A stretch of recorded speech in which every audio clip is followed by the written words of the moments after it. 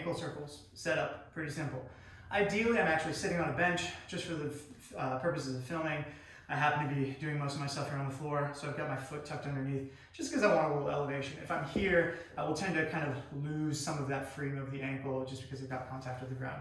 So you could have something underneath your calf to block it up. You could be on the end of a bench, a couple of chairs, doesn't really matter. Once I'm in this kind of airball position, I want to think of my ankle is capable of 365 degrees, 360 degrees, and I want to get every single one of them. So I start up and I get every single degree. I'm reaching into the corners of my ankle, nice and slow. Slow is key. And then once I've got my specified reps, let's say you do 3, you go 3 one way, then 3 the other way, and that's it.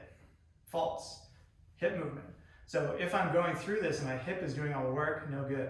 I recommend you just kind of like clamp down on your leg, make sure that kneecap stays pointing straight up, and then that gives you a guide for, okay, I want only this stuff to be moving here and naturally the muscles to control it back here.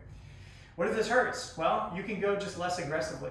So I still get my 360 degrees, but I'm not cranking into the corner of the movement. If you're seeing this movement, chances are is you do have some pain here, because if your ankle is moving just fine, we'd be past this, we'd be doing something else. But the goal is that I'm building strength at this end range so that I can hang out here, which in turn is your antithetical deceleration force of the opposite. So if I am squeezing up here, that's going to give me better resiliency as my foot goes out here. As I squeeze out here, it gives me resiliency as my foot goes out to here. So basically, as I apply pressure out here, let's say with my arm, I'm basically resisting naturally it slamming across my body. Okay, so this is some basic mechanics of ankle stability.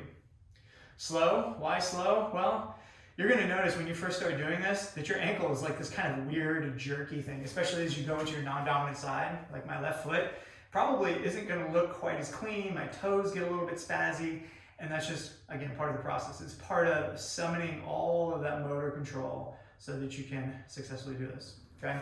In general, we're not gonna periodize this. We're not gonna add weight. We're not gonna add bands. This is really just about the intent of doing some circles, getting all 360 degrees, and making those muscles that support your ankle work just a little bit better.